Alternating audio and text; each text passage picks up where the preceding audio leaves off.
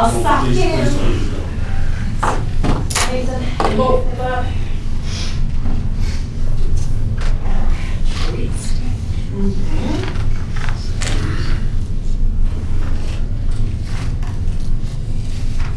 Okay, well, we will speak up, right? Any special instructions, Jim? Yeah, we're gonna have to wait just a second. That's fine. Tell us anything that should be helpful to transition here. Actually, I think we're in pretty good shape. I just gonna have to go down to the, so anytime you're ready.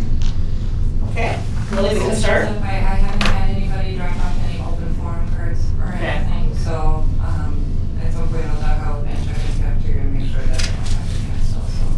Okay. Changes, let us know. All right, well, everybody, and with that, I'll call the meeting to order. Stand and join in the pledge. I pledge allegiance to the flag of the United States of America and to the republic for which it stands, one nation under God, indivisible, with liberty and justice for all. Again, welcome everybody. Visiting us here in the boardroom and anybody else watching via live stream in the auditorium. Roll call. Those present.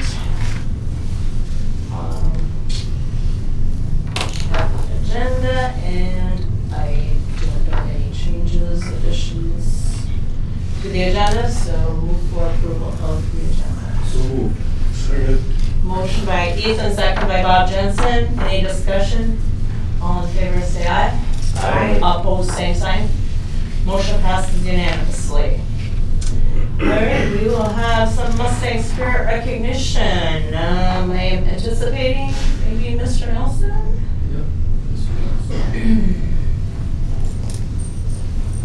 Come on in. Okay.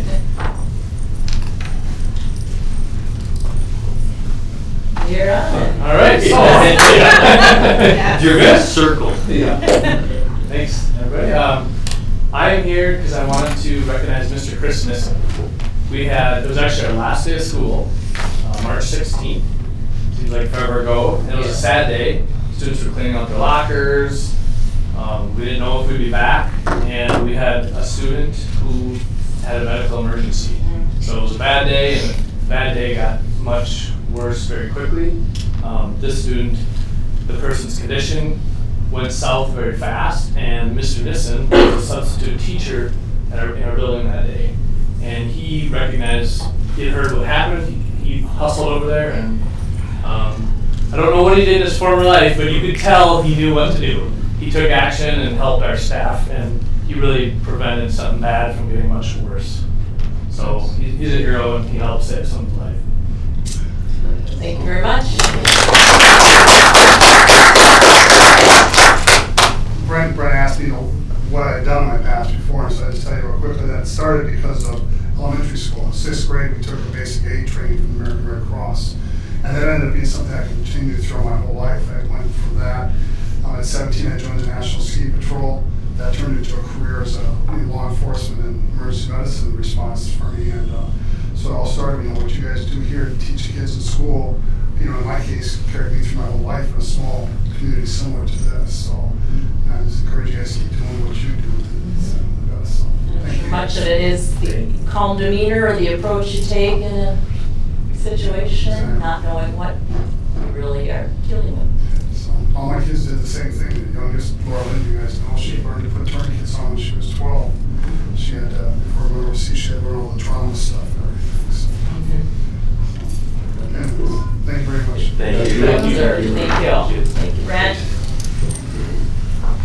Do we have any other Mustang Spirit recognition? Yeah, Tammy. Yesterday was cap and gown pickup for our class of 2020, and sorry. We expect you to cry. Okay. It's okay. Anyways, I couldn't get my graduate out of bed yesterday because this is really having an effect. Anyway, so I went to pick up her cap and gown with Robert, and we pulled up, and all of the staff and the administration and the pom-poms and the bells and the signs and the "we love you, we miss you," and it was so overwhelming, and I had a really hard time the rest of the day after that, including continuing into the evening. So well done, Mora Public Schools. That meant the world for parents, for kids. It was really a nice thing to do. And we can't do what we do as parents without the village that we have Mora Public Schools. I really appreciate everything that you're doing and continue to do for us. So thank you. So is it correct to say that the Mustang Spirit is for the entire staff? Yes. I'm not putting words in your mouth. No. Yes, the entire staff. Everybody has played a role. And it really was amazing. And kids were getting comments, and I was just looking to see what mine was saying, but that favorite day ever. Just that how impactful that was to have that presence and appreciation, and they were all surprised and just meant a lot to them. Do either of you know about, or percentage-wise, how many of the class picked up their caps and gowns yesterday and were part of the whole? I don't know because it was an hour-long pickup from noon until 1, so it was. They were, staff was available whenever they showed up. Yeah, it was great. There was a parade of cars, and it was very efficient too. That's the other thing. It was really efficient. It was pretty phenomenal. I know somebody that might know. I was just gonna say. We had great turnout for cap and gown pickup. It was over 90%. Was it really? Yep. We just probably 8 left, so yeah. maybe That is 95. phenomenal. And did staff get this feedback? Have you seen? What you sent us, yeah, Jim's. Some of it was emailed to the whole staff. Sure. I forwarded some other stuff on the whole staff. Because it So was phenomenal. There's been several really nice messages sent our way, so. Yeah, I counted 7 cheering. It's a great staff. And their babies. Yes, there's babies here. Karen? Yes. On another Mustang Spirit, if you're not. Brent is done. Thank you for that input. That's perfect. I watched on Facebook, that parade for Dan Lilienthal. Oh my goodness. You talk about a tearjerker also. That was very, very nice. I just wanted to recognize the transportation department for doing that for a bus driver that worked for 34 years. So kudos to the transportation department and administration for allowing them to do that. I did get phone calls at home about that, and it was a very good thing to do. So. And many compliments from students, former students Yes. that had him over In the the parade, years, and those former really students were was in there. respected and a loved Yes. bus driver. So, yeah. Nice gesture. Thank you, Bob. And the first bus, the lead bus, was his numbered routed bus. Very impactful years, especially for the family. Okay, any other Mustang Spirit Christian at this time? There's one that's in the packet. I don't know if you want to read that one. For Randy and Brenda. Do you have a handy, Scott? I do. Go ahead. Mustang Spirit from Brenda as far as Randy Fall to John Samuelson, Sarah Miller, and Kevin Knoll for helping us with our interview process for our open positions. They sat in on an entire day of interviews to help us determine candidates. And obviously during this unique time, we still don't stop with even things like that. We have positions to fill and regular work to do, and so thank you and kudos to those Yes. 3 teachers for, helping with that, so. Good to recognize at this time, so thank you. I wasn't aware that either Randy or Brenda were going to be here today. Oh, yeah. I would have had it ready, but thanks, Scott. Yeah. Any other Mustang Spirit recognition before we move on? Okay. Consent agenda, any requests to remove any items? Again, just so you're all aware, minutes are a placeholder. There are none to include tonight in action on the consent agenda, but we will be approving minutes soon. It's not tonight, so. That, motion to approve the consent agenda? So moved. Second. Motion by Bob Woods, second by Tammy. Discussion? We'll note the gifts and donations for March. Alina Health, dollars for doers, $400 for the health office. Patty Miller, $200 for high school graduation stoles. Barbara Zell, $300 also for graduation.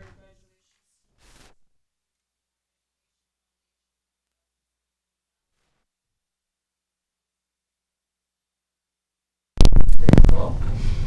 David and Amy Zins, $130 for robotics. Marco, $250 for robotics. Two more for robotics, Midwest Dental, $250, and North Metro Saw, $250. So gratefully acknowledge those and thank those donors. Thank you. All right, any other discussion? If not, all in favor of that motion, say aye. Aye. Opposed, same sign. Motion passes unanimously. All right, next item is consider approval of student meal prices for 2020-2021 school year. Is there a motion? So moved. Second. Motion by Ethan, second by Scott. Discussion?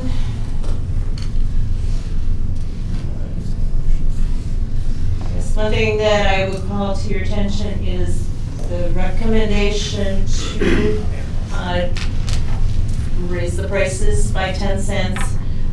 Just something to think about, the fund balance in food service. It is significant.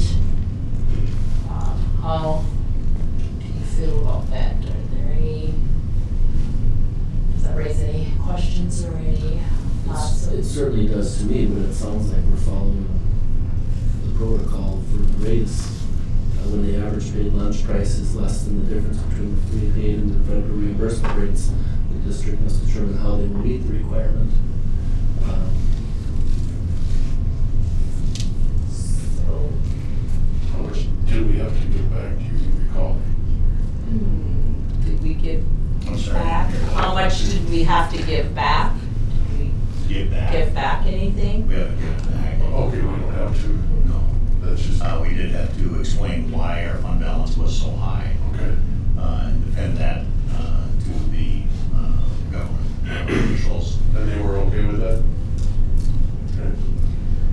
And that surplus was 100,000?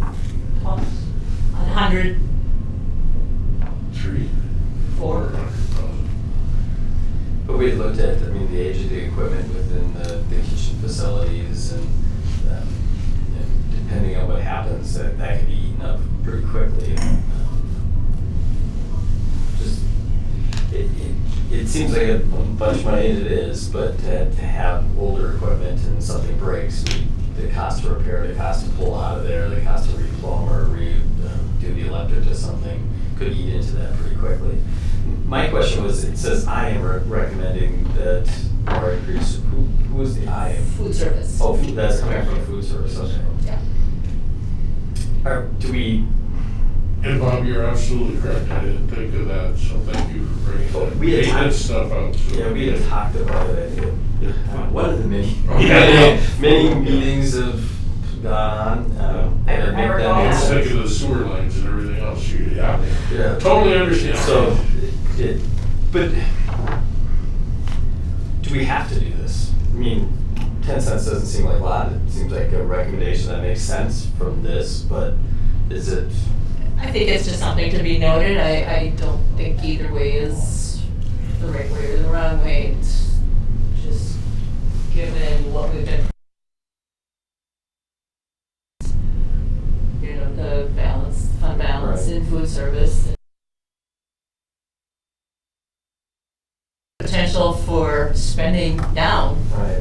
the food service balance, maybe sooner than later, we don't know, but How is the lunch program being funded right now?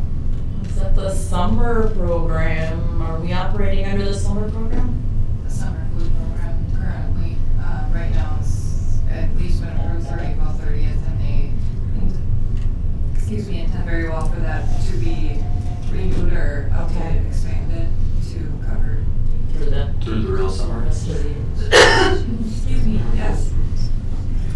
It would be approved through the real summer anyway, but for this particular type of variance that we're getting from USDA, they anticipate for that to be renewed. I don't think our prices are out of line or No. definitely not higher than anybody else. So Well, we have a make sure motion on the table. Good conversation. Mm-hmm. Discussion. If we're prepared to vote, the vote would be to go with what is recommended by food service directors. So, all in favor of that motion, say aye. Aye. Opposed, same sign. Motion passes unanimously. Thank you, everybody. All right, next we will consider approval to dissolve the Pine City, Cambridge, Isani, Mora co-op for girls hockey, and we have received information on that. Chris, come on in. Yes. And Chris Osterday is here to answer any questions or provide us with any further information. I just have to say I am so grateful to Chris for the information we've gotten up to now, and it is really appreciated when it comes to feel easier about a decision, and so. Right, I think the two main factors were that Cambridge had been talking with St. Francis and North Branch, which are already co-op. And I think I learned of it maybe a month beforehand that they were even in the talks. And so when I came back and I talked to the seniors, the ones that are gonna be seniors and their parents, they were not a fan at all about that. The other factor was that we couldn't be in that co-op for just 1 year. It would have to be two, a minimum of two. So with that being said, I shared that other information with you guys. I shared the emails that I got from one student and one parent, so I need to sign the papers to dissolve the co-op either way with Pine City and Cambridge. I'd like to do that tonight and get over to them so Pine City can move forward. And then I'd also like to propose that we join the Pine City Rush City Co-op. And that would be effective this year. Yeah. And they have been accepted into the Mississippi 8. And so we have a conference already. What is the Mississippi 8? Well, it's not 8 in girls hockey. It is Chisago.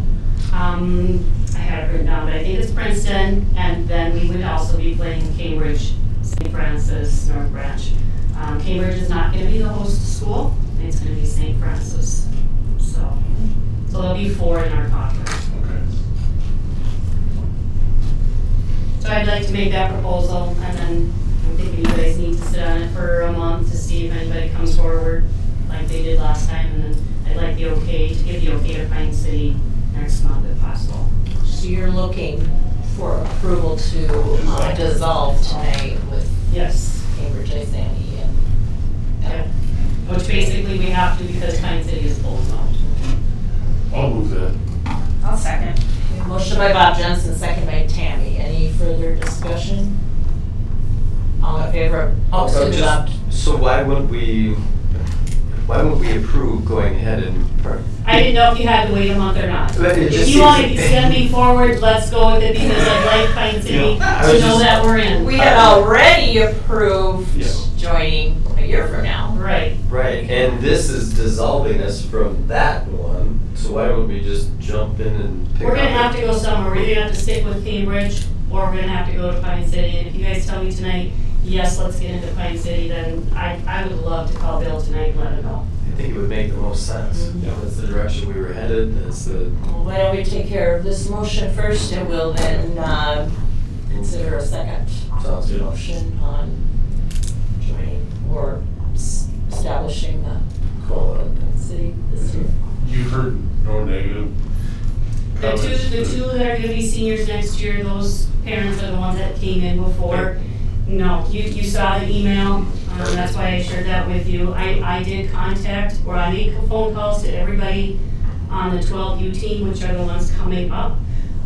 There was one that was kind of wishy-washy, but we were planning on moving forward after next year anyway, so, yes. Thank you, Christian. Any further discussion? If not, all in favor of that motion, say aye. Aye. Opposed, same sign. Motion passes unanimously.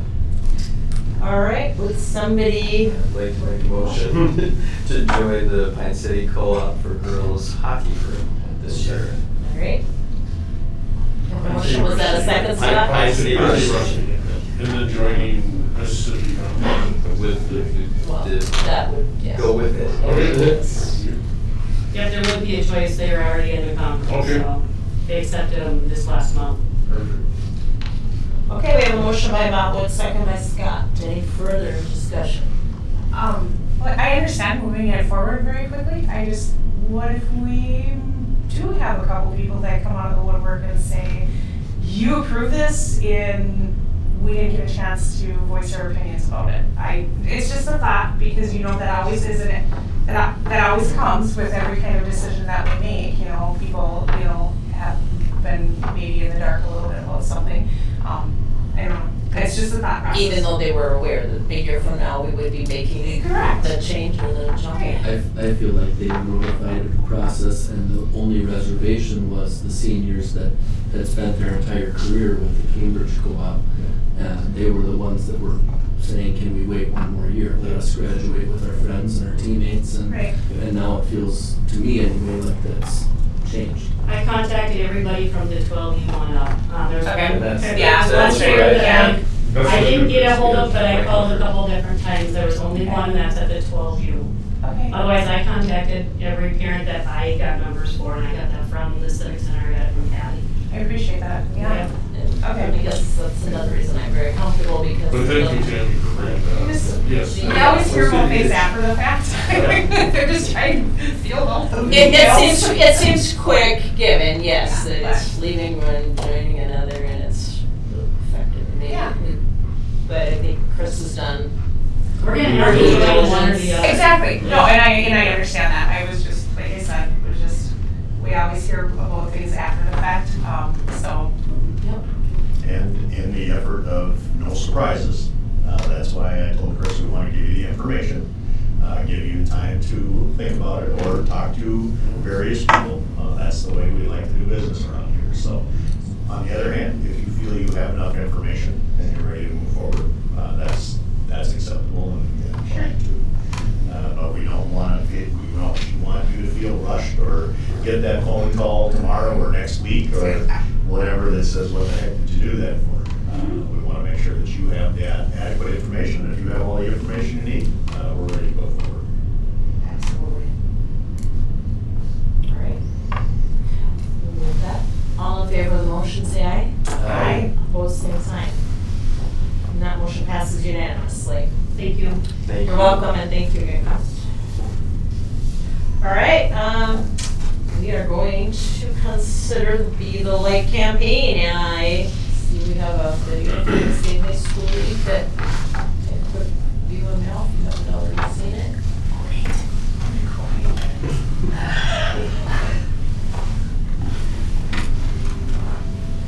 Stadium lights are such a simple thing.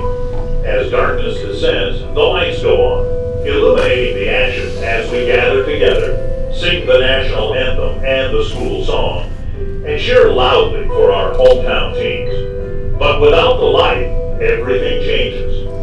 In a spring that never seemed to have a chance, the games and the community celebrations were stopped by an ugly, dangerous virus that shut down schools, business, and sports on all levels. In the darkest of times, however, Minnesotans always stick together, and this time, the lights came back on and inspired us all, even in the midst of darkness, sadness, and uncertainty.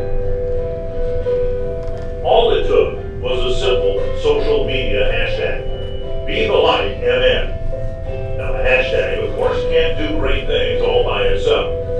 In the spring of 2020, folks all over Minnesota came together in the spirit of Be the Light MN, a spirit of hope, optimism, and love. Stadium lights stood tall and bright, a beacon for all the students who were doing schoolwork from home, all the teachers who were doing their jobs remotely, all the coaches who were absent from their athletes' lives, and all the families and community members who wanted so desperately to find some semblance of normalcy.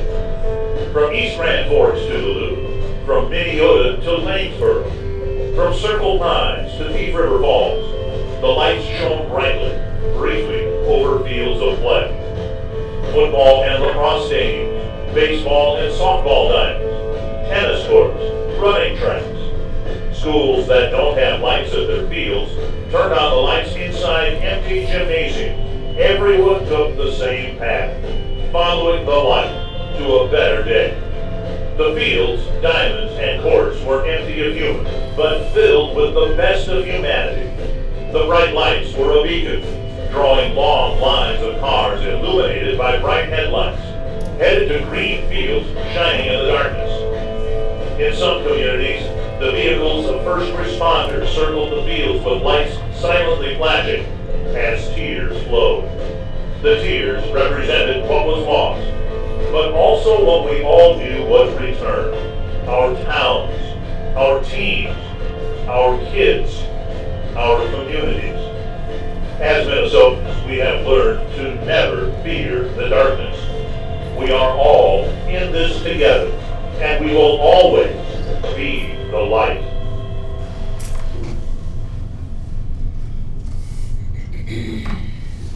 Thank you. Alright, so, discussion or thoughts? We have been asked to participate. I think I'll just open it up. When this first came out, we had that discussion administratively and talked about potentially doing this. And we came up with as many pros as we did cons. At the time, we didn't know what was happening. We were coming back or not. Now that we're not, I think maybe we want to do this. And I don't know how far we want to go. I've heard from some school districts that just turned the lights on, and that was it. And you saw some of the other fire trucks and social distancing and all the various components. So in this type of a time, rather than make a decision like that administratively, we felt it would be best to get a recommendation from the board as to what you would like to see us do.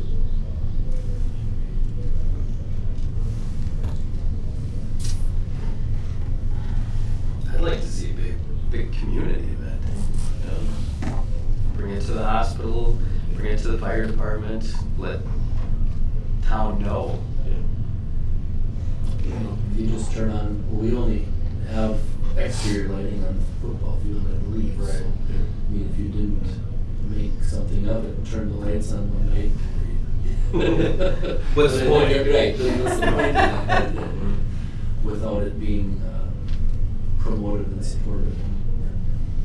It did surprise me a little, the cost. Well, I would have to verify something along those lines. Okay. I don't think that's necessarily the case. I would have to verify. And that was one of the things we talked about very specifically was there will be a cost to have the lights on for 20 minutes.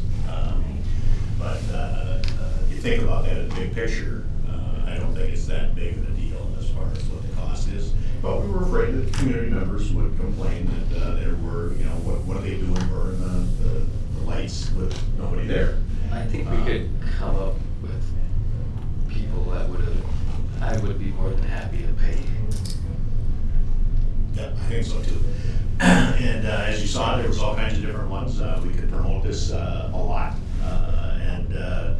We have parking spaces that are available, that are visible. We could go as big or as downplayed as you would like to see. So there's quite a range there. In my mind, the first couple of times that I thought about this, it was with everything, with the fire trucks and the ambulances and the cars lined up from here to every parking lot back there that could see. But again, before we move forward with anything along those lines, in this time that we have nothing really to go on what's been done previously, and so we'd like to hear from you as board members, as a board. If you'd like to see us promote this, if you'd like to see us do it once, if you'd like to see us do it more than once, if you'd like to see us do it nothing, not at all, but we'd like to give you the opportunity to have that discussion and give us some direction. Do it. Thoughts on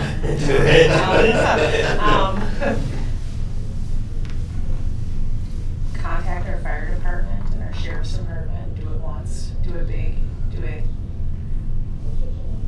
the Mora Mustang way. Class, community, pride. Do you think you could tie it with something like baccalaureate? I was just Because gonna it's say, not gonna the be same baccalaureate. thing. We focus in or have coincide with something. Or is it just We're when we never work? saying, in honor of our, students who have been shortchanged this year, we're gonna light up the night, we're gonna do this, please come out, support, our students, particularly these 2020, seniors who have lost so much. All the kids, the whole community. Yeah. So what would be a good date? Is there a date that would have some significance? Or is it just a matter of picking an arbitrary date or a date that we can get those together? May 12th. What fits with graduation? I mean, that's what it's about, is our That's May seniors. 31st. Oh, so to me, it would have to be baccalaureate or something like that, but then it's getting later, longer, yeah, all the time, so. Well, and There's a problem there too, so. the school is not allowed to participate in baccalaureate.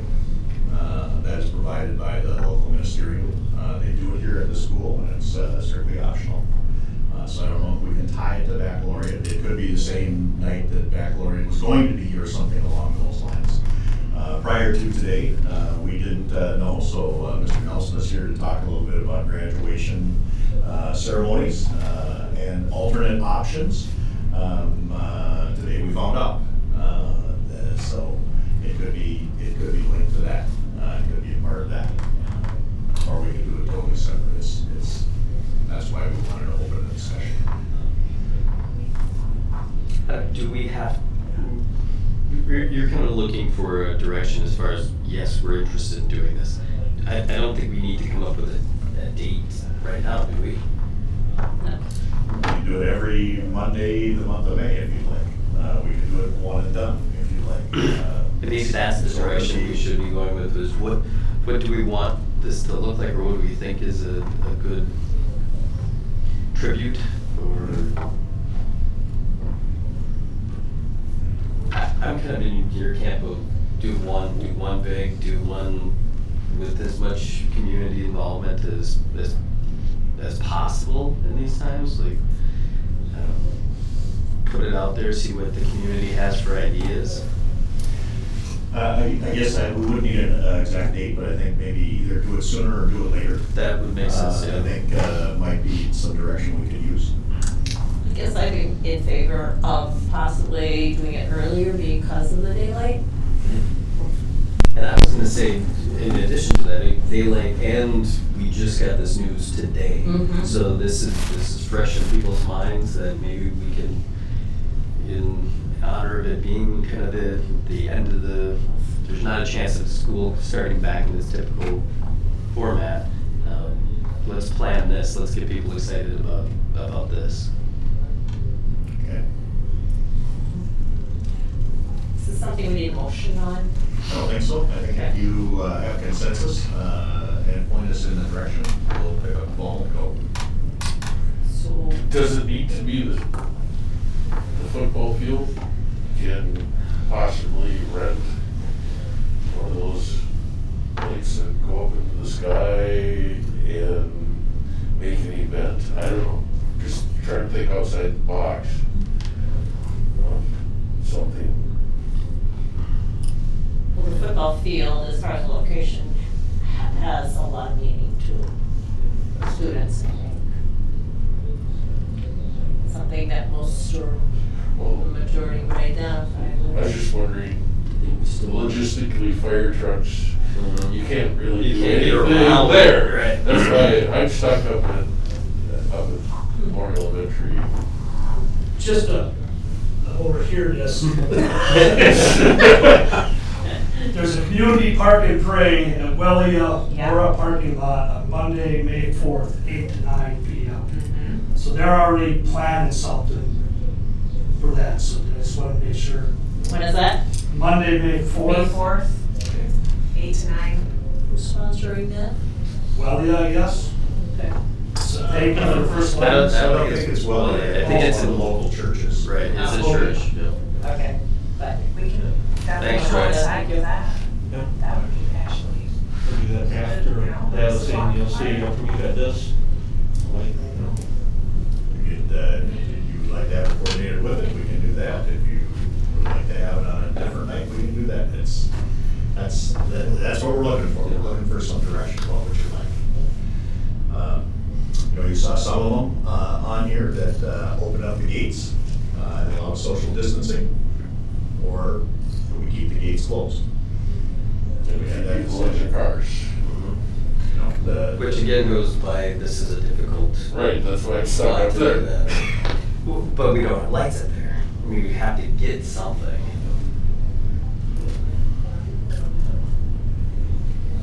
I do like our lights. The thing that I was, and you're absolutely right, everybody in cars would have to be on this side. And the thing that after I watched this, that was running through my mind was, somebody in the announcing booth, open the gates, let only the seniors in, social distancing on the football field. I'm sorry, Tim. Yeah. Stop it. Sorry, I make zero apologies for how emotional I am, but, oh goodness. All the ambulances and everything lined up on the far side. This whole street full of cars, all those parking lots. Of course, I had a little music built in there too. That would be great. But again, we've never done anything like this before. And this is one of those times when we need some direction from the board. What would you like to see? If you'd like to go up to the other area, we can look into the potential of renting the light type thing. I've seen those. I know that I've seen them in some places, and they light things up all the way to the clouds. Yep. But most of it's up, but it still lights up for a long ways, which then gives the opportunity for people to be more surrounding. So, now the flip side of that is when we talk administratively, there's some liability if we're going to open the gates. There's going to be some liability with social distancing pieces. Our seniors going to be able to control themselves in that type of a setting. Well, their moms.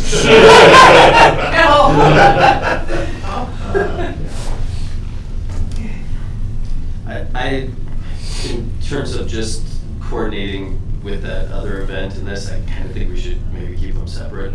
And you let each have its own day. So that would be my suggestion. it just seems like it would, they're for two kind of different things, and one's a little bit more somber, and the ones should be more celebrating, my opinion on it. I think from a liability standpoint, we just have seniors, and with the understanding of social distancing, we have a chance of them listening if we can showcase them.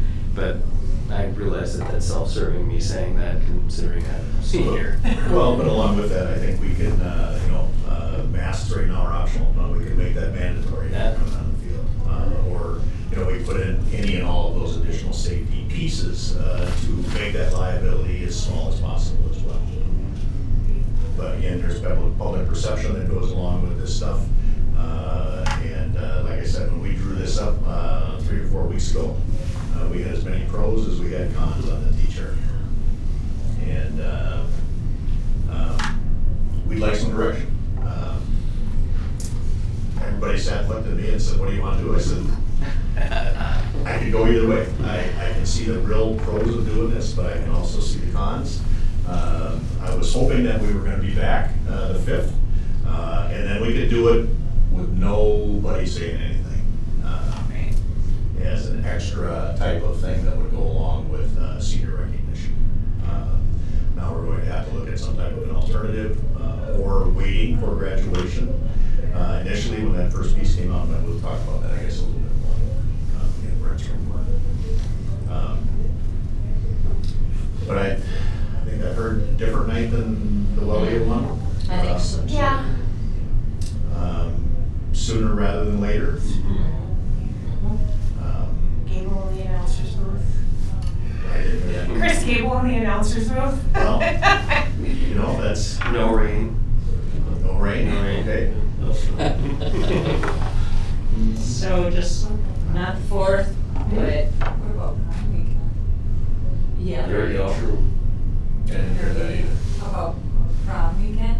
Oh, Is that prom the weekend. second weekend? Sure. It would be the 8th if you wanted to keep it consistent with the Friday night of prom was so we on the 9th. Friday Night Lights. Kind of all lined Good up. idea. Fitting. Let's propose that to Area. participants. We Potential already, participants. we already had something on the calendar for that evening. As far as prom goes, if we want to do it on that night. Prom was a Saturday. Were we talking about the Friday before? Or Friday. Friday just before. Okay. We'll have to check the community calendar and see if there's other things going on. But I think if we get out there with some type of publication or press, then we should be able to do that. Okay. Got consensus? Could we have a couple of the seniors involved in what maybe they would like? I think the planning, absolutely. I think that would really be helpful, because we might think something great that's really corny. So. I don't care. Okay. I'm corny. Just think, bring your daughter here. No, I think they probably would. The administrative group has worked really closely with student council, always Yeah. has that. That's why I I think want. they'll jump on board with that. I'll say open fishing is the one thing. That's what I just That would be done. the Friday of. That would be Friday, yeah. Opening fishing is Saturday, the 8th. So, Well, should we pick the next week as an alternate? no, I'm gonna say, I was checking that. The thing is, we could have it lit up, you're gonna have people coming through. No. Good, make them wonder, make them, That you were Think about it. talking from the perspective of people being unavailable. Well, and again, I just wanted to double check, that's why I thought that the weekend wasn't the way this, yeah. It's just something to consider, Something else that's happening. yeah.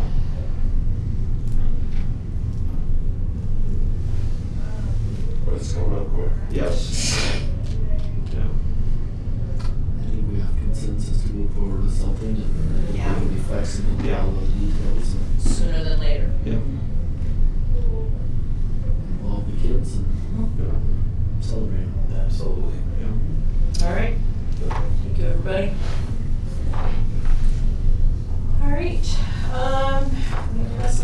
non-renewing probationary teaching contracts for Kimberly Schuler and Corey Whitehammer, and, somebody move that resolution. So moved. Second. Motion by Ethan, second by Bob Woods. Any further discussion? This does require a roll call vote, so Bob Jensen. Aye. Aye. Aye. Aye. Aye. Aye. Alright, that motion is adopted. Motion passes unanimously, 6 voting in favor and 0 opposed. Alright. And moving on then to the next item is public hearing of the Minnesota Department of Education Commissioners review and comment statement on the proposed building bonds. We have received a positive review and comment. It's been published. If you didn't see it, it's in the paper today. If you haven't picked up the paper, you haven't seen it maybe other ways. I don't think you could have missed it, and it's wonderful. So, Craig, comments on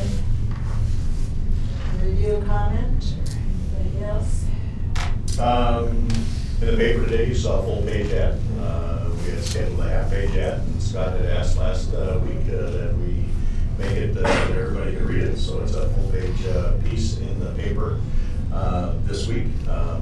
It is a positive review and comment, as you read, which means that it is that the project is eligible for equity funding through Minnesota state statutes. Because it is positive, and if you read some of the details of the page or the ad, the letter, it actually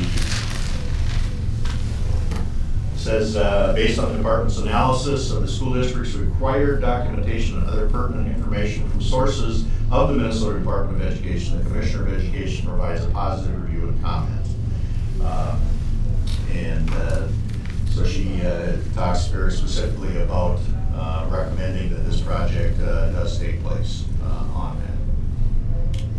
And we are, if there's any members of the public that would like to either phone in, Steve Kelly just jumped out, they can do that, or if anybody is here that would like to speak and address it at this time.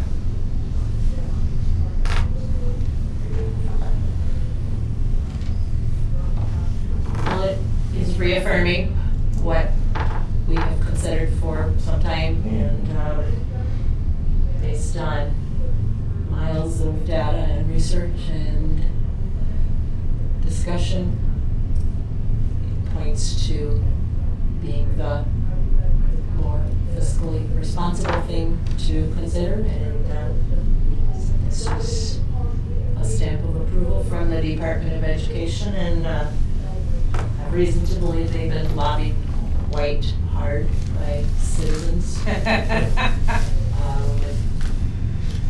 personal opinions on the subject, and But Minnesota Department of Education has walked hand in hand with us. Yes. Throughout the years. They know where we're at. sometimes I get that feeling that people don't understand that that is who we turn to. Right. We go to the Minnesota Department for Education for guidance on these things. And even the plan, should this fail, the plan B, it's not as if the Minnesota Department of Education isn't fully aware of our situation, and they aren't as committed to the health and safety of children as we are.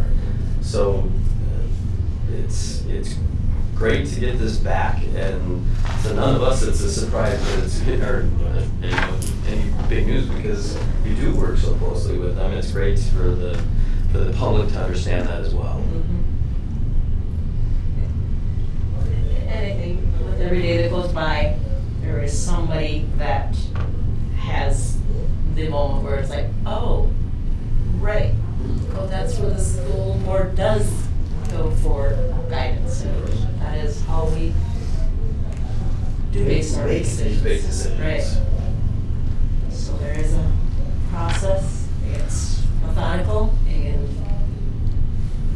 the feedback. This is the determination by the Department of Education.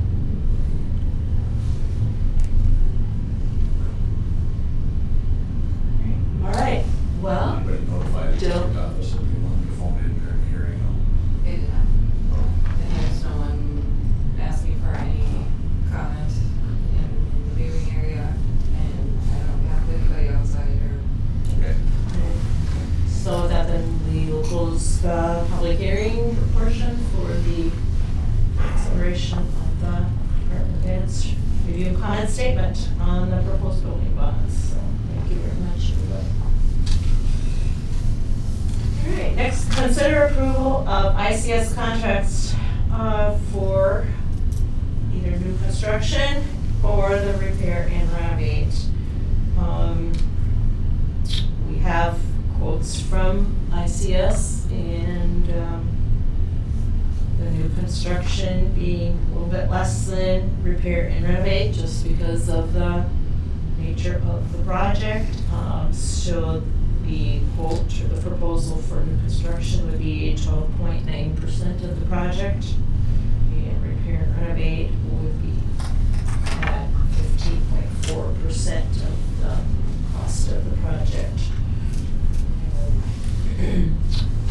We are aware that we fully intend to move forward with one or the other on May 13th, and so we felt that, or I feel that in the interest of transparency and full disclosure, that there is really good reason to approve it, get it out there, and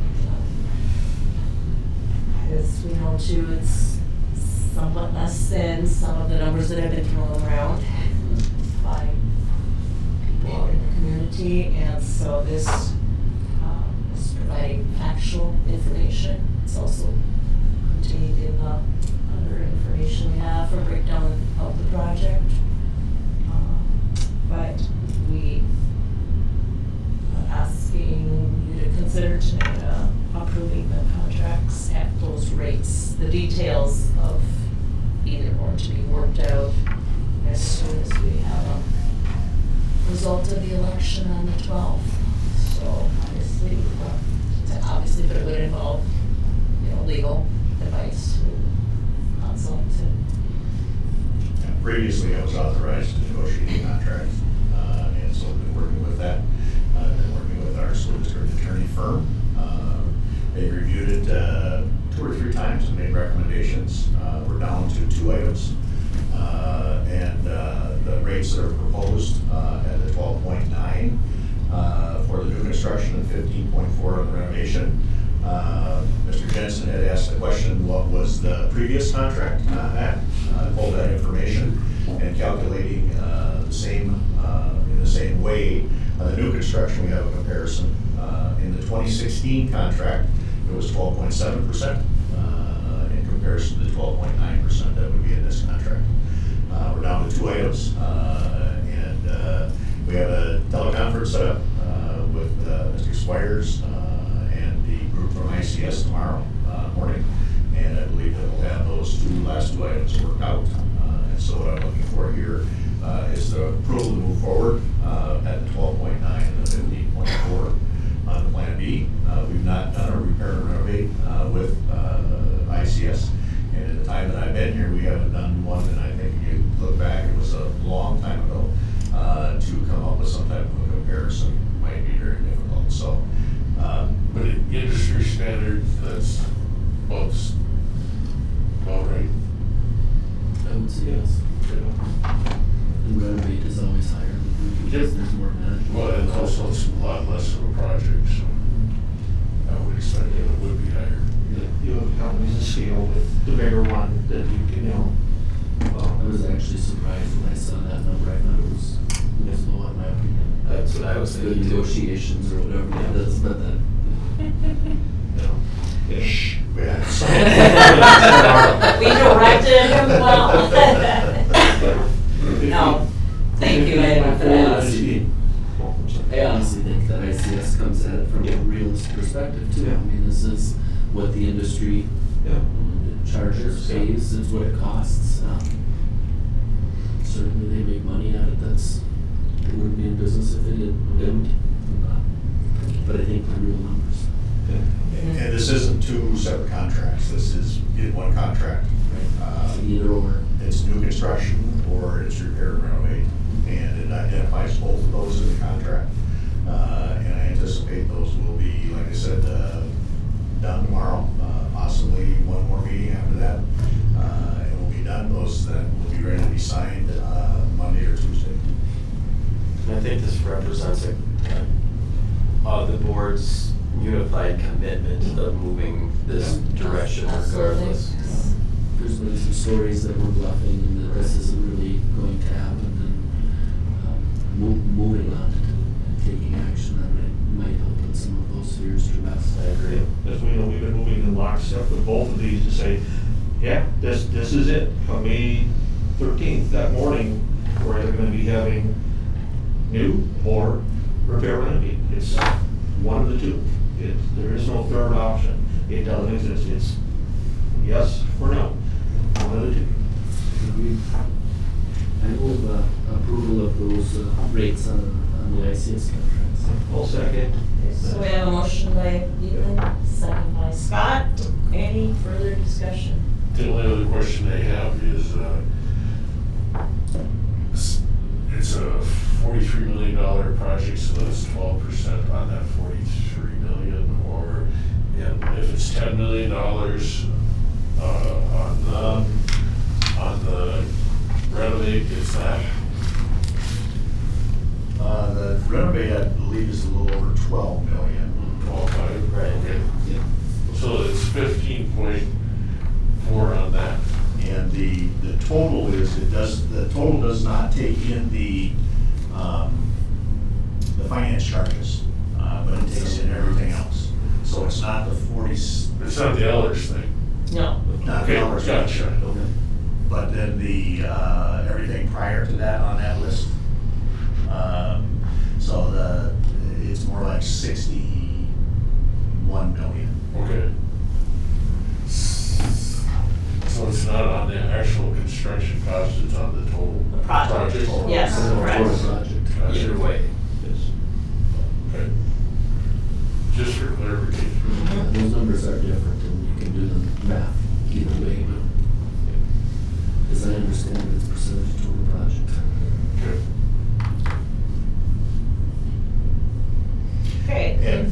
And that, remember that includes the architectural fees, that includes engineering fees, that includes all of those basic fees that if you were to do it under the other formats, you would be paid separately for those.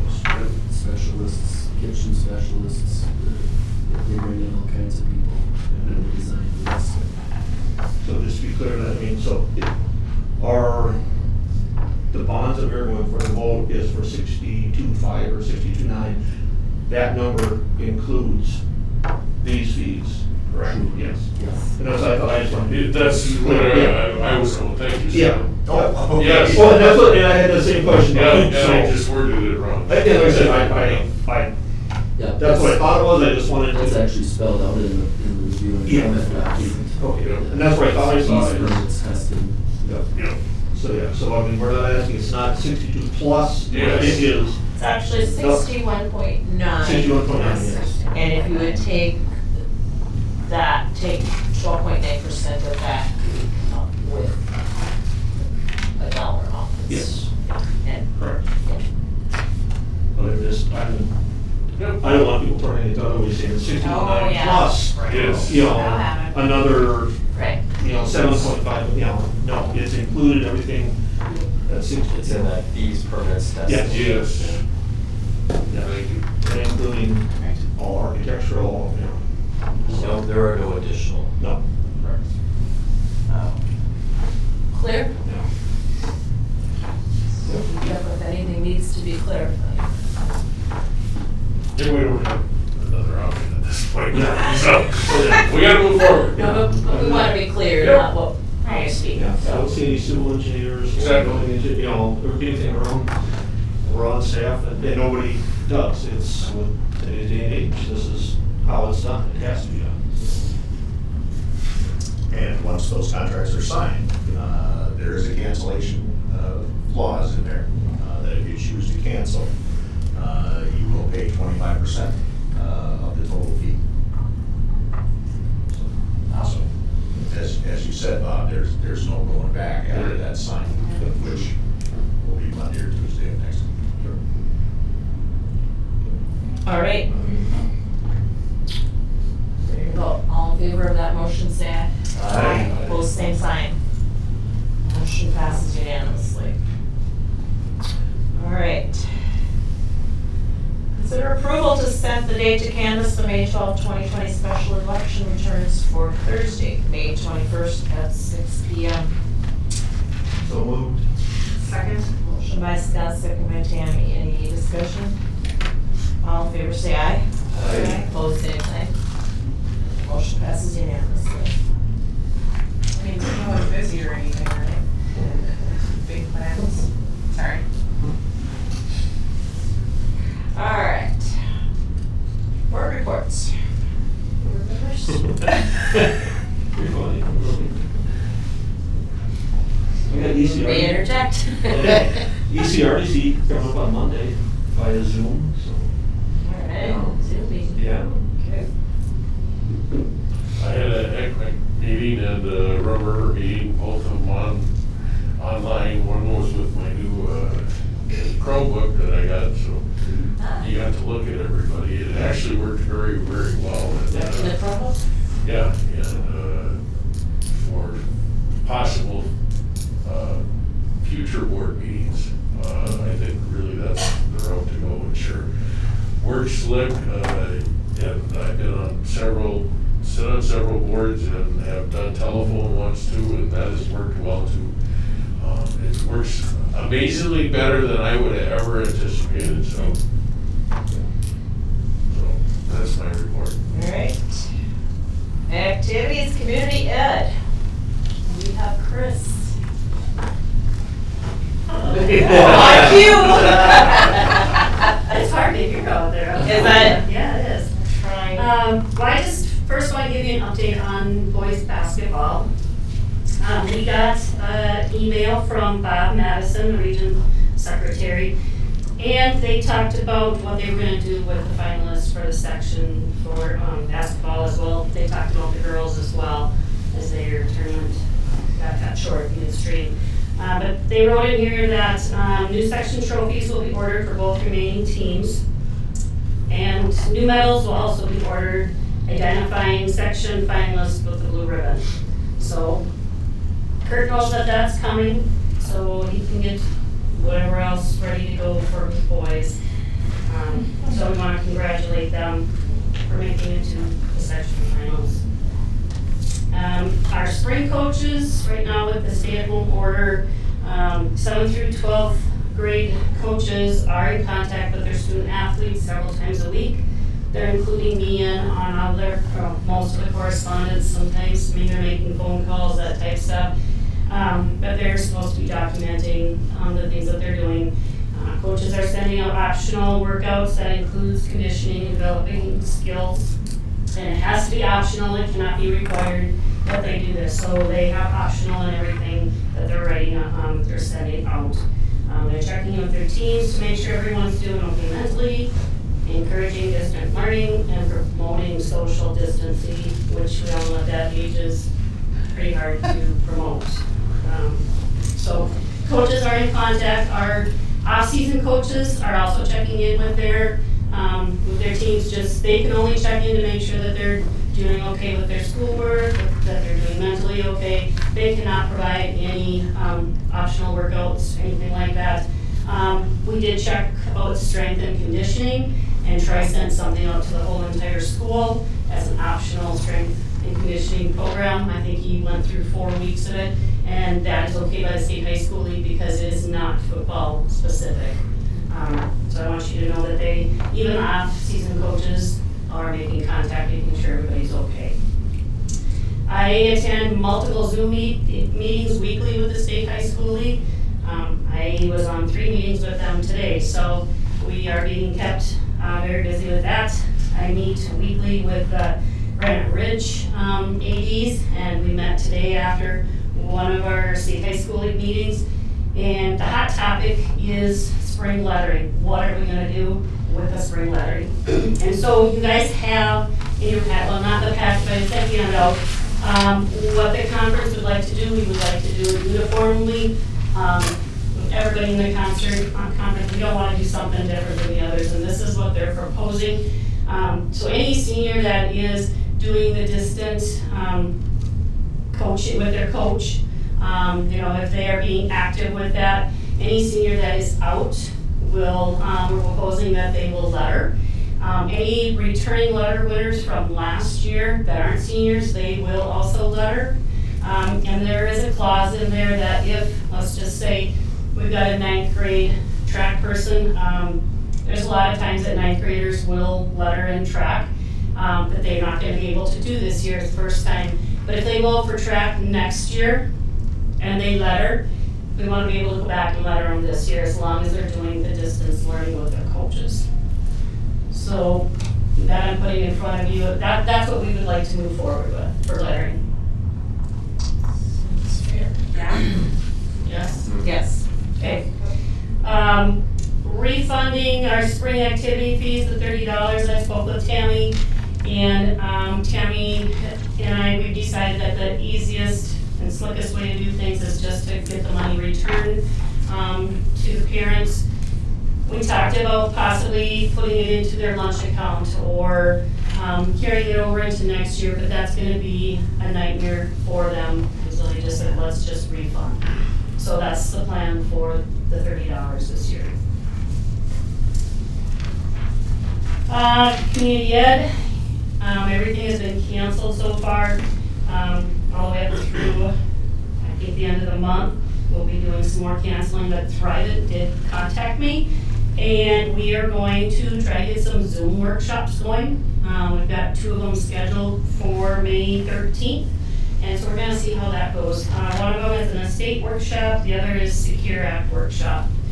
So we're working with Amy. Amy's going to get the information, get emails of people that sign up. She's gonna set it up the Zoom, and then Thrive will take it from there. Great. So that's what I have. All right. Thanks, Chris. Chris, just one additional thing. We had talked previously. Chris. We had talked,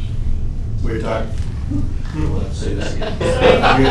We had talked previously about the potential of doing summer childcare, and that was just brought up at the meeting. Would you give us? Oh, yes, yep, thank you. We had a Zoom meeting on Tuesday with Community Ed and Pam Matson. She's the one that's been pushing this childcare, working with community members, and she had met earlier that morning. And with everything going on, Pam has decided to put childcare on hold this summer. At first she said in order to get that grant, we have to go through with it this year. Now they're gonna be probably reconsidering and offering it next year. The Community Ed Advisory Board was a little bit hesitant because they felt we were moving too quickly. We didn't start this soon enough. Pam is gonna kind of head this thing, find a supervisor to run it. But I think the advisory board felt confident that maybe we should wait until next year, and then Pam has a little bit more time to get this up and going. Right. Makes sense. Thanks. Anything else? Just wait till you walk out. Thank you. Okay, transportation, buildings and grounds, and I see Chip. Good On evening. you also. We are starting getting bids for our dust collecting system for our wood shop. It's really outdated, and every time they run the machines down there, there's just a cloud of dust in our hallways. So we met with 2 vendors already. We have a couple more coming next week, and we'll make a decision and get that ball rolling. I want to thank Redstone Construction. They lent us their snow fence to put around our main playground at the elementary school, because when the city shut theirs down, we had an influx of community members and kids using our facility, and we just wanted to try to keep that distance for them as well. So In the scramble, we didn't have enough snow fence, but we made a few phone calls and Redstone had a bunch and we just let us borrow it. So that's really, really nice. They helped us out a lot. The guys, the last couple of weeks, on April 13th, we lost one phase of our electric at the elementary school. It really knocked out our HVAC and our building automation system and our fire alarm panel. So they've been working. It still isn't all there yet, but it's coming back. So I think there was a tree that hit some line or somebody cut a tree down on Wood Street. And so that just knocked out a bunch of our equipment. So they've been working with that non-stop here. Transportation, next week we're getting new cameras installed in our fleet. We're getting 3 cameras, one in the front, one in the back, one in the middle, and it's going to update our old Angel Track system that some of them don't even work, so it's going to come in handy. We, as of the 15th of April, we delivered 469 meals to kids, and now that we've flipped to one delivery a day, or one delivery per the week, now we have lots of meals going, so we're delivering 5 days worth of meals to those students. Food service is amazing. They're doing a great job. Our drivers and pairs are doing a great job. They just love just getting out there and driving the big yellow buses around. It's kind of nice. I think that was isn't that 430 students, and they're getting a breakfast and a lunch? So yes, correct. The actual numbers of meals You're right. are Yep. 800 per day. Right. So times 5, we're doing over 4,000 meals per week. Sure. Wow. Yeah, I kind of always forget about the breakfast portion, but yeah. And then we did get our DOT inspections done. This year, of course, Corey does an incredible job down there. We had one red tag or no pass, but he was able to fix it before they left us, so it was back in service. Otherwise, he did reports here, lots of zeros and 1 2-pointer on some rusty door at one of their buses. But it's like his Super Bowl. He really gets nervous about it because you never know. And they had 2 troopers to assist, and they kind of went through the whole fleet in a couple of days, and he did a good job, and so did our drivers getting ready. So that's about it. If you have any questions, let me know. Chip? High school principal. Oh, we have Mr. Paul, we'll take elementary. Sorry, I missed the Mustang Spirit. There was a little bit of tape delay down in the cafeteria. Oh, we gave recognition, if you want to say anything we further.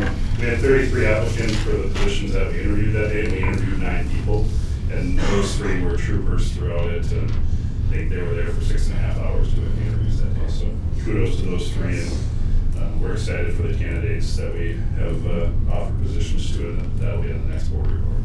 I think it's awesome you guys have 33 candidates. And I think that speaks highly of the work that you and Brenda are doing in the administration to and it's been a while make it appealing. Since we were able to post that in April, so that helped. So we're really excited about that. Our board report's very thin. The distance learning plan, just kudos to our students, our families, and our staff for everything with the flexibility and their response rates, answering questions and assisting has been phenomenal. We did add 2 things this week, just a Monday evening math support with Mr. Youngbloom. We didn't get much notification last Monday, but he did have a couple people that attended that. So we'll continue to publicize that just for evening hours, but our staff is doing a phenomenal job of trying to be flexible and meet the needs of parents in the evening as well. But the one, sometimes when you get, in 6th grade, 5th grade math, it gets pretty cumbersome. Even 4th or 3rd, it's fun to see comments by parents. All they teach this math yeah, nowadays. So Mr. Young was a great resource for that because he has experience at both buildings. And then we also started a homework help at Mora schools, so if there's something that they're confused about, if they're not sure which teacher to contact, that will come to a common person, and they will deliver that message to the necessary staff member. And then we're just missing the canceled events, distance learning. We're doing a wonderful job with it, but we miss out on all these other great events, the student showcase, the field trips that we are usually planning on attending here in May, and The mobile Ninja Warriors that we had last year, we had to cancel those. So the kids are missing out on those experiences, and hopefully we can get them caught back up with those experiences next year. Any questions that I can answer? Okay. Thank you. Thank you for soldiering on. All right, waiting for another update. I'm thinking it might be Mr. Nelson. Student or me? Yeah. Oh, well, we can do it in either order. Student? Sure, we'll do a student report. All right. First off, Dr. Stevens was texting. She's listening, and she texted Mr. Schultz and me during the meeting. Just wanted you to know that there's a student council meeting tomorrow, so they're happy to bring up lighting up the stadium. Oh, thanks for timing. If you want. Other than that, the student report they had a blood drive at Grace Lutheran Church, and most of them weren't able to make it, but they exceeded their goal of 58 units. Excellent. Distance learning has been an adventure. It was rocky right away. Now they're in more of a routine and are feeling better about it. They say that the teachers have been very helpful and understanding. MHS staff honored seniors while picking up caps and gowns. There were pom-poms, posters, and dilly bars. This I'd like to read. This is our student council president, Jen Woods here. On April 22nd, 2020, I went to pick up my graduation cap and gown. I was expecting to see Jocelyn's employees going from car to car, giving people their orders, and then running off to the next order. Instead, I was greeted by the amazing staff of Mora High School. I thought the highlight of my day was going to be leaving the house. Instead, it was seeing the bright faces of my teachers, coaches, advisors, and administration. This was one of the most memorable moments in my high school career. We never expected this year to be cut short. We never had a last day. We never said goodbye. On behalf of the senior class, I'm here to say thank you.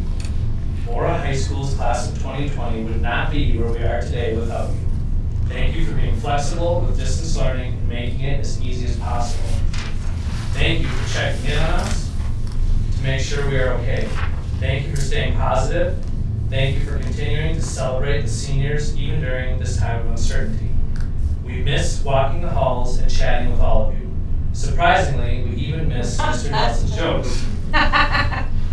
Mora High School is a special place, and it is because of all of you. I hope one day we can all celebrate together. Sincerely, Jen Woods. And then the second one here, I think, is from Jen and Abby.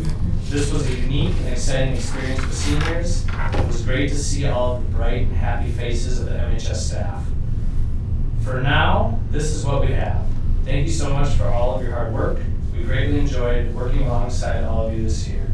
We wish you the best of luck on May 12th.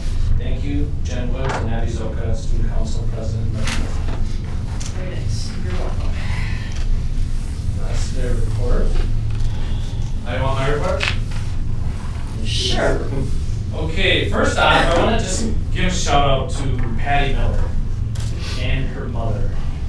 They helped pay for these, and these are sharp. Just got them the day they brought their caps and gowns, and they helped pay for them. So hopefully we get to use them. One way or the other.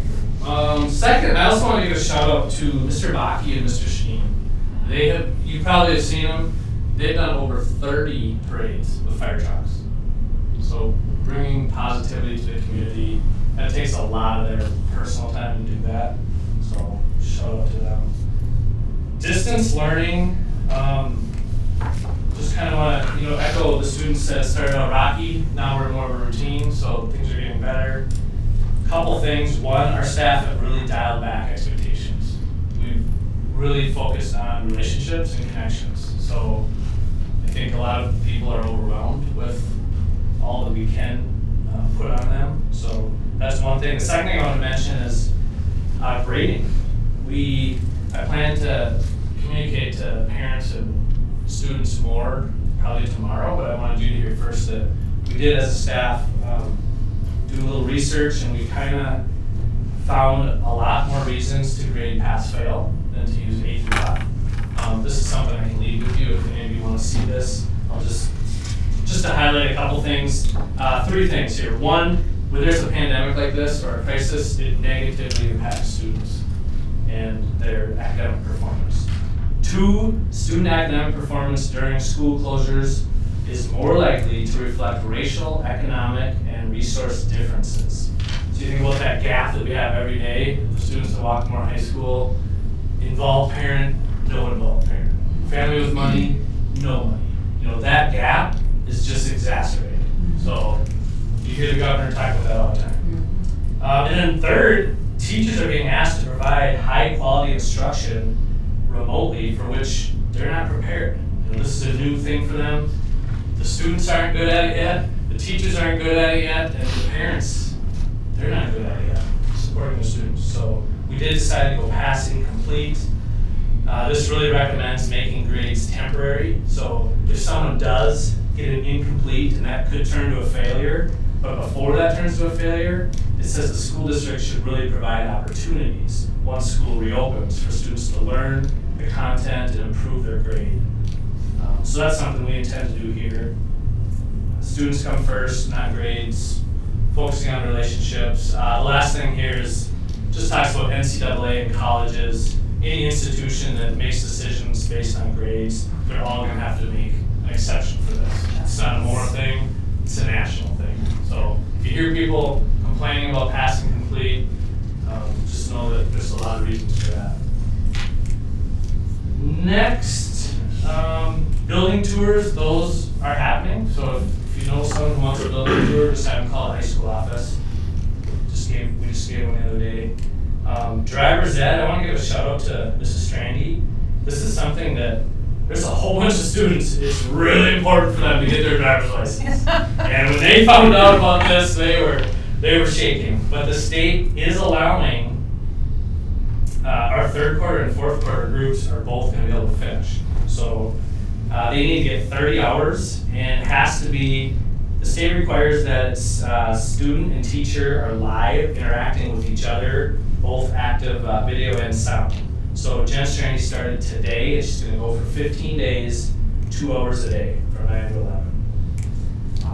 FFA, this is a big feather in Jennifer McCulley's hat here. The National Teacher Ambassador Program, that is for the AIG teachers across the country, and she was selected as an ambassador. There's only 30 in the whole country. The main objective of this program is to become a voice of the FFA organization. We will be trained to provide professional growth related to the educational resources that the FFA provides. I will go through a week-long process that will not only be beneficial to me in my classroom, but then I'll be able to share this knowledge with other AIG teachers. We are required to host workshops, webinars at the local, state, and national level. So, really proud of Jennifer. We are very fortunate to have her We really are. in the classroom and with the extracurriculars. It's amazing, her energy and capability. And then I have 2 other things, last 2 things. One is graduation. We're trying to come up with a plan for that. When I wrote this, we didn't know anything. Now we know a little bit more.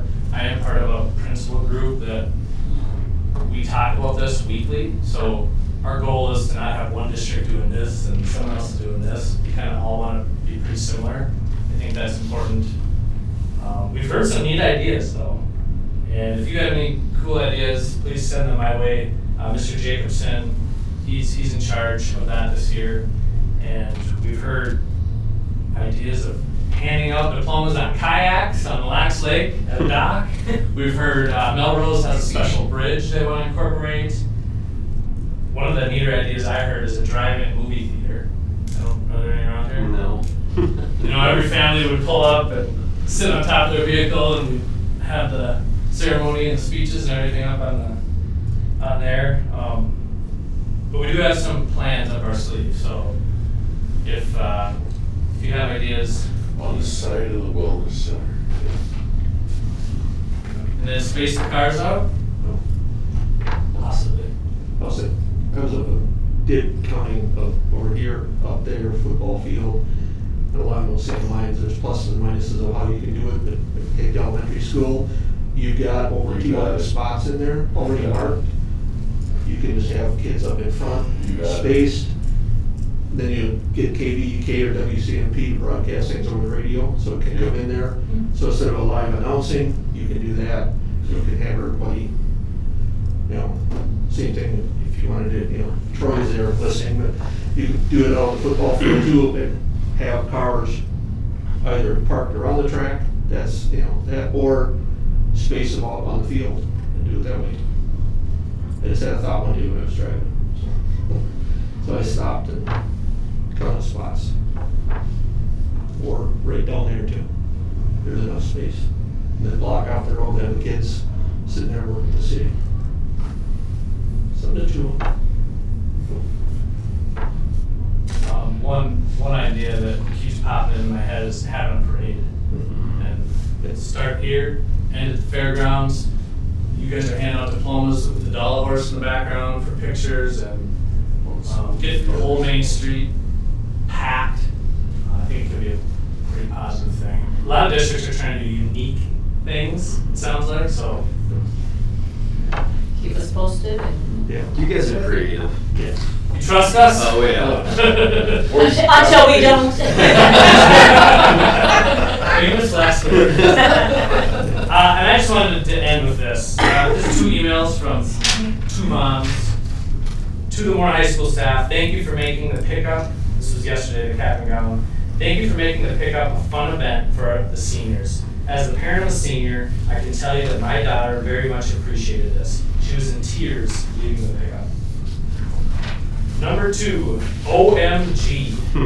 No wonder this is the world's greatest high school. It has the world's greatest staff. The showing of support for the seniors at the cap and gown drive-thru today was absolutely unprecedented. We knew you all cared, but we didn't see this coming.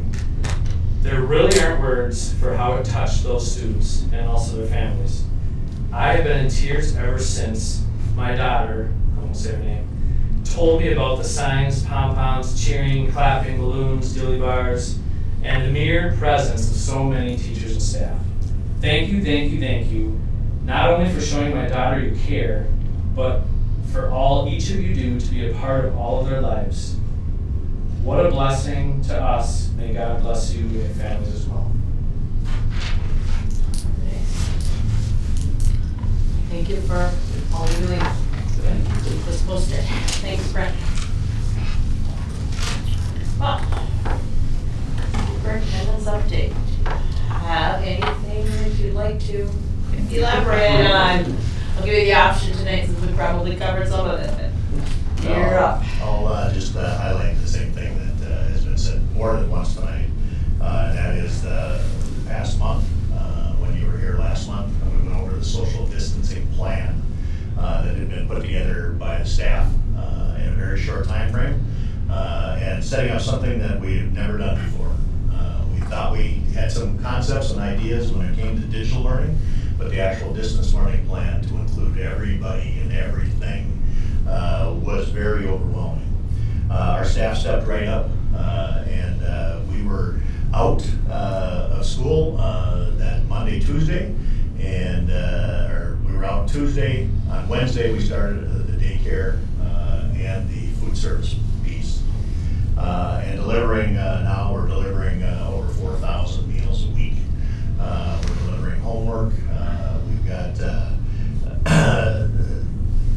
many employees that have volunteered, and even through this entire thing, that have been willing to come in.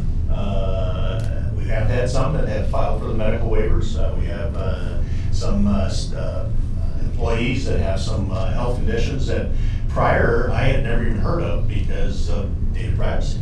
But because of the way things are right now, I didn't realize how many issues we have. But we also have a whole group of staff that have come in many days, if not most days. And most of those are hourly workers, and so that's been very appreciated. We got the distance learning plan up and running in a short time frame, all of those services. And then, just like everything else, the best laid plans, we had to monitor and adjust. And there were some things that went very well, and there were some things that didn't go so well. But because our staff are in tune with students' needs, we were able to adjust and make changes very quickly, and it was very clear that our students' needs were much more important than their education in that plan. And so, talking to a couple of teachers this week was kind of interesting, talking to 2 high school teachers here that said that they had tried these Zoom meetings, and they tried them at 9 o'clock in the morning, 10 o'clock in the morning, 11 o'clock in the morning, and they couldn't get a kid signed in. But you start at 1 o'clock, and they'll sign in at 1, 2, 3, 4, 5, 6, 7, 8 in the evening, but they won't sign in prior to noon. And so those of you with seniors, it sounds like you know exactly what I'm talking about. Oh, the amount of sleep. On the other hand, the elementary teachers, so when they do their meetings, those little guys, they're up and ready to go right away in the morning. And so very different, very personalized, very age-appropriate distance learning plan that our staff is putting out to meet the needs of our students. Which has been just phenomenal to see how quickly and the quality in talking with a number of administrators. We have a couple of different threads that I'm on that have to do with what's working and what isn't working and how we're making adjustments. And I'm very, very proud of the work that our staff has done and where we're at in this process. As you know, today we were told that distance learning will continue through the end of the year. Minnesota State High School League canceled everything from here on out, which was, we kind of knew it was coming, but it's been very difficult to grasp and digest. But our staff will do that, and they'll get some rest, and we'll come back and we'll hit it starting on Monday and take it all the way through the end. Along with that, like I said earlier, all of our staff, but we have this election going on as well. And we've had some election judges that have stepped up. We had some that were older that needed the health waiver and had to step away. But we've had some that have stepped up and have been here many, many days and have been very willing to volunteer. And so that's been very much appreciated as well. In my regular written report, you see the piece there with review and comment, the contracts, the distance learning, the fact that the governor has identified as elections as essential services. Commissioner of Education continues with teleconferences. We started with teleconferences that first week. We started on March 16th or 17th. The 15th was that Sunday that we were notified. Students were in school on Monday, Tuesday, and I believe it was Wednesday we started, as well as the one on that Sunday morning. And they ran Monday through Friday, Friday nights at 4 o'clock, or 4:30. And we had a number of staff members that were willing to listen in on those. And there's a lot of information that comes through there. And so I have had Kelly sit in on those, as well as Tammy for district operations. As well as some of the teacher leaders and union leadership that have sat in on those as well as there were a few that were specifically for teachers and counselors, nurses, and various other service providers within the district. And they have really stepped up and been willing to participate in those.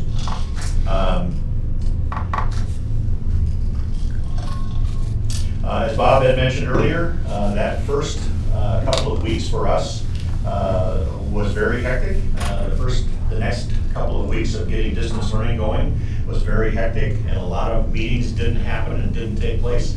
And then as various organizations and groups got onto the Zoom meetings, we have really been making up for it. And it is amazing how much more, to me, how much more beneficial those meetings are when you can see people and you can see body language and you can get that feedback that you need versus just having it on a phone call.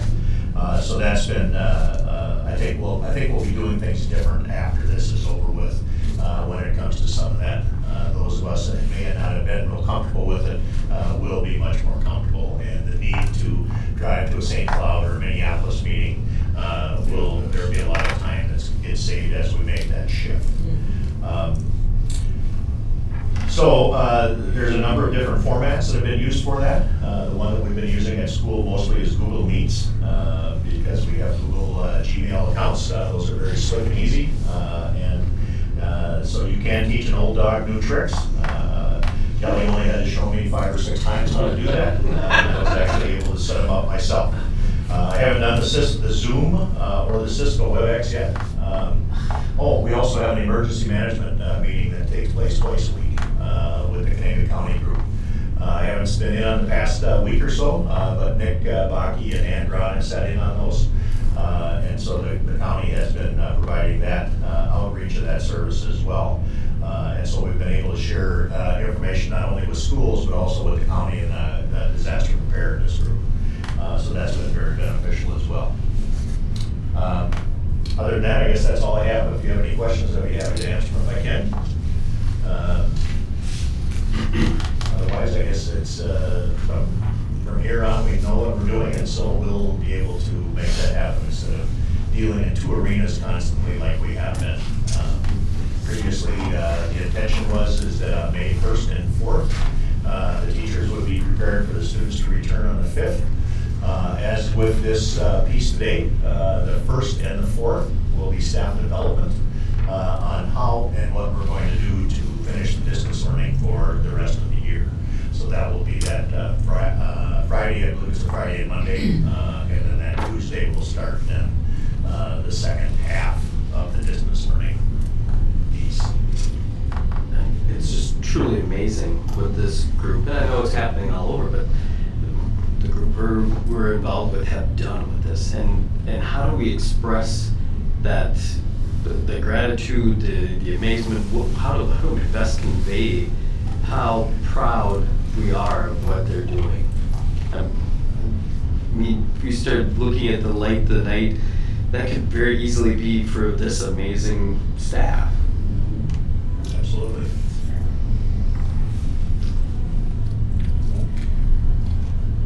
Show appreciation whenever you can. Yeah, I don't know if we could do anything right that would show us the amazement enough. Well, just the problem solving and the adjustments that we made. One of the things that we heard is that we had a number of students that did not have connectivity at home. And so there were a few kids that figured out that they could get connectivity outside the gyms here. But over in here, these areas, you didn't reach outside the building. So at the elementary, Shane came forward and said, I got an idea, what do you think? And so I thought it should be at the high school because that's who we're mostly trying to reach. But with the road here, that creates a distance issue. It creates a safety issue. So we decided to do it up at the elementary. He said that we could put in 5 access points there that would be faced out specifically and 4 exterior pieces. And so we're going to try 3 to start with. We put in those 3 access points.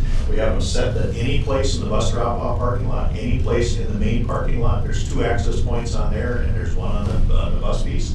If we get kids that will come into that, he tells me that it will handle 50 easily at high-speed internet. But it's actually rated for 100. So I think he's playing it safe because we haven't been able to test it at that. But we also have spots in the back that we can put in 2 more if we're able to. If this is something that we need and kids take advantage of. But it's not only the kids. One of the things that a parent mentioned to me was, this, he said, this dad told me, he said, this really stinks. He said, my 3 kids are home all day long and they're on the internet for school and, and all the things that kids do on the internet. And so he said, I got laid off and I have to do all my stuff on the internet. And so I'm trying to do things. So we set this up so it's open to the public as well. There's no password required, that anybody in the community can go and access that. Because we felt it was a need for our community, not just our students, not just the parents, but the community at large.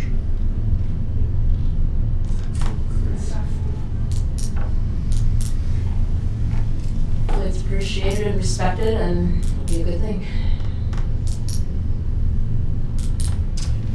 All right, thanks, Craig. Upcoming dates, you can peruse those. and subject to change, or as it says, anticipated. And we did such a canvassing meeting, however, that we can look at those dates. We also set negotiations with bus drivers for those of us on the bus driver team. So I think that's what, Tuesday? Who's the Wednesday? 29th. Check your calendar. All right. Yes. Yeah, it's on my calendar. Yes, it. All right, sorry to bring it up, but yes, we have it on our calendar.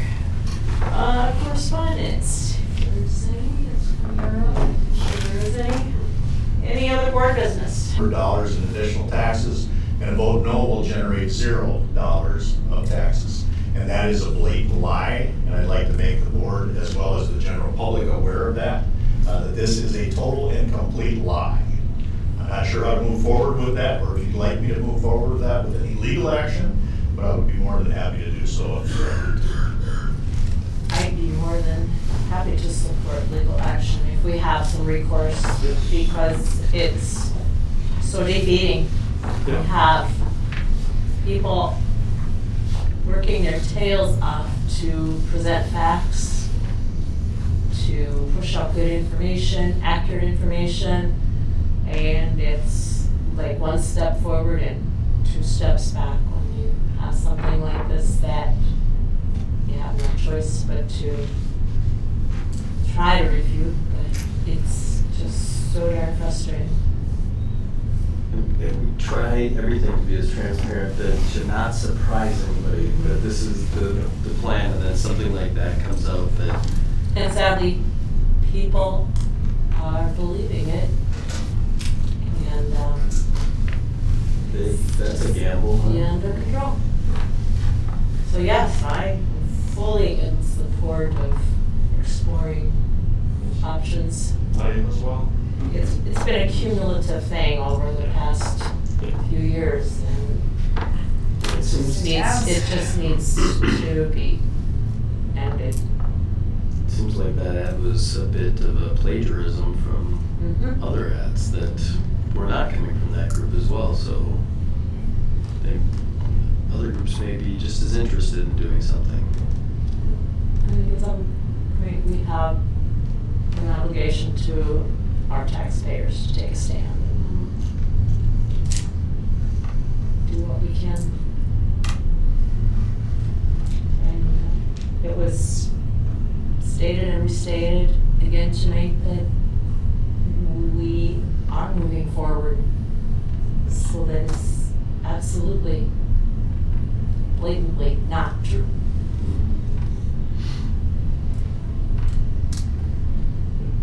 Thank you.